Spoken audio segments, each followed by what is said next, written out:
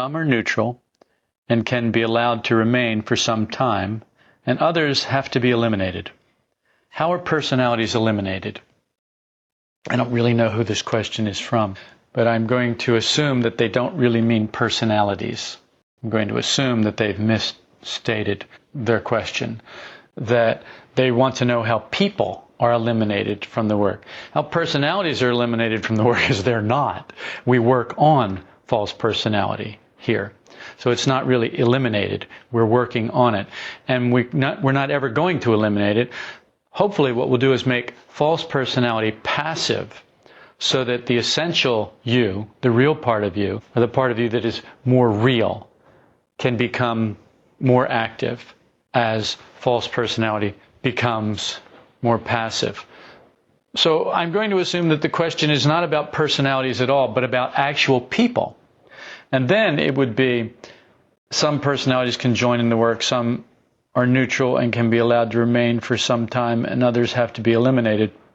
And it's true that there are certain types of personalities that don't do well with the work.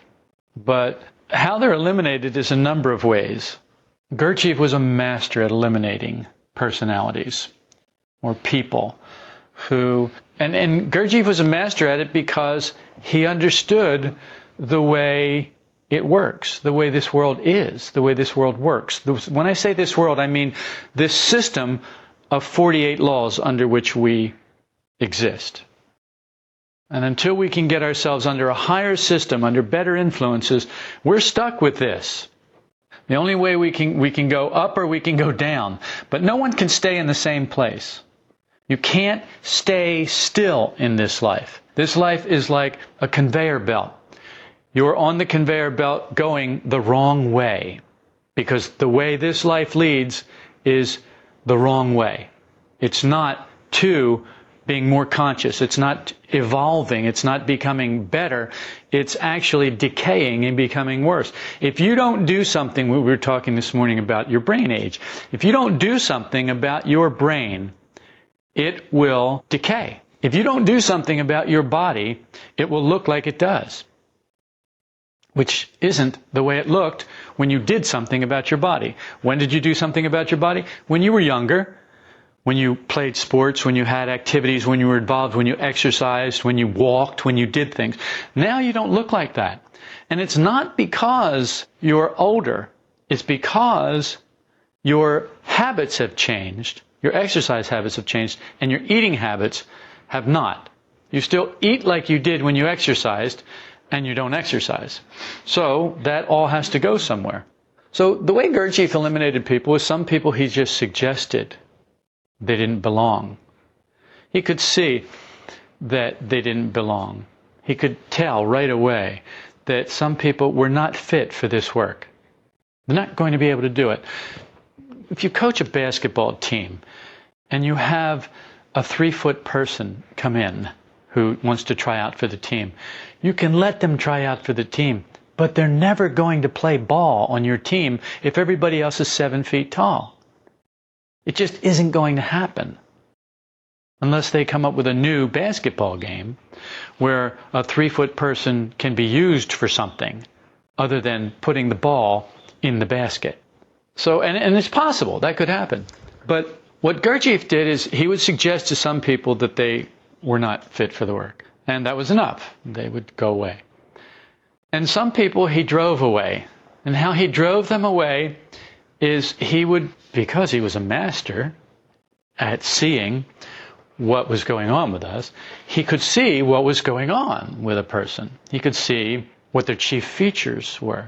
He could see what was blocking them, what was standing in the way, what was preventing them from realizing their true nature, what was preventing them from unfolding the parts of false personality that were blocking them from realizing their essential selves. And he would lean on those parts. The perfect example is Ouspensky, how Gurdjieff leaned on Ouspensky. And if you read the book In Search of the Miraculous, you'll see that Gurdjieff was relentless in his attacks on Ouspensky's pride. Ouspensky had an enormous, overweening pride. And so Gurdjieff would stand him up in front of people and have him do something, teach something or say something. And then Gurdjieff would, while he was still there, tear it all apart in front of everybody. And this made Ouspensky crazy.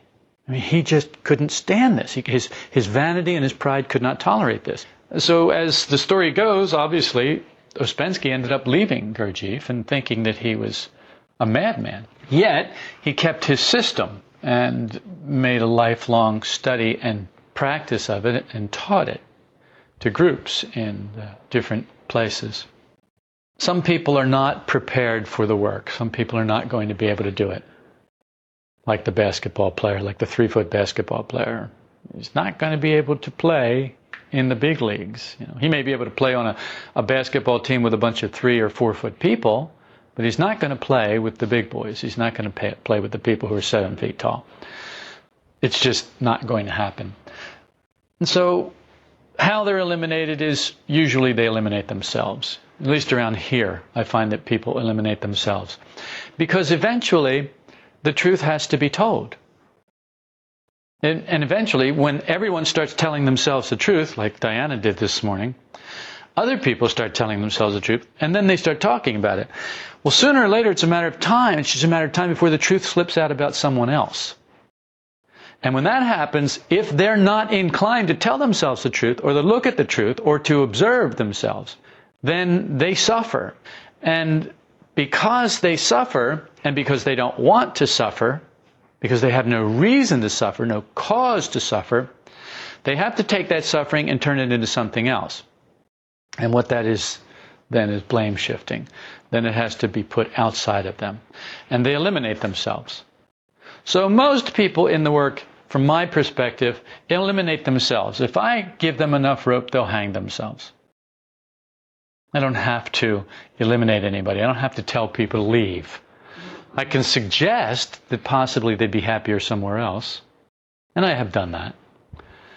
And then people go and they're not any happier anywhere else, but they imagine that they will be, and that's enough to get them to go and at least look, which is better than, looking is better than sitting in one place and being totally unconscious until you die. So at least they have a chance. If you throw them in the water, maybe they'll swim. If not, oh well. So that's a tough question because there are so many different ways to handle the elimination of personalities, as it were, or getting rid of people.